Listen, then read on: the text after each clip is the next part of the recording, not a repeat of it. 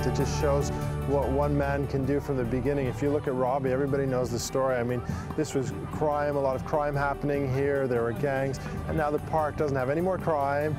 The gangs have taken and helped out with the park now, so everybody's working together as one, and look what you can create. I mean, it's amazing. It's about community, it's about putting in the tennis courts, it's about the whole park being used as social for the community, so it's brilliant.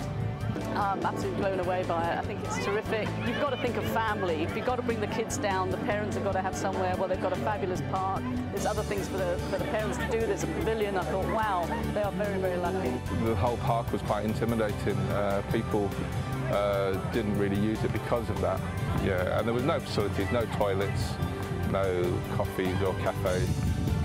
I realised I wanted to change. We've now offered all them things. I was taking these tennis teams that were quite successful. I didn't want to go and work for anyone. I felt I was too old to do that. So the thing was to do was to start my own tennis club. I met Robbie about 2 years ago through word of mouth. Somebody said, "Oh, you must see Robbie," and I thought, yeah, I must. If they say that he's, you know, a bit of a Pied Piper as far as sport, you know, in this park, and how he transformed the park from being a no-go area. And when I came here and I met him, he's such a charismatic human being, and his courts were in a dreadful state, but the cafe to me was the sort of heart and soul, and that had turned this park, which is now a beautiful park and well used, from a no-go area into something that was very much a community. And I felt if he could have some courts that were actually a health and safety issue, then, you know, there was a chance that these people who were already using the park, coming to the cafe, who lived in the area, could play tennis. She was the one who changed the rules. She was the one who, you know, has gone from 20% funding to 100%. You know, can't tell you what different and pressure that takes off, you know, a business.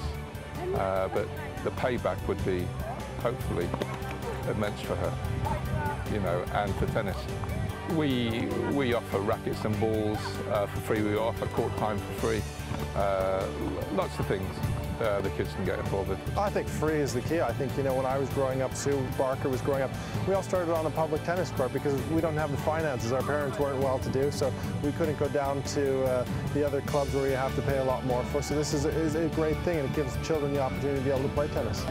This is the only way that British tennis is going to go forward, I think, because the club system has been in place for many, many years, and we've had one or two that have become world-class, but we've never had a lot of world-class players. If we have more of these sites, you know, and I'm saying a heck of a lot more of these sites around the country, you know, they come down here and they're allowed to play, and we'll be able to unleash all this natural talent. You've now in Haringey got 2 beacon sites, and beacon sites means that people can come, there's organised tennis, there's organised competition, there are coaches, there's a social aspect.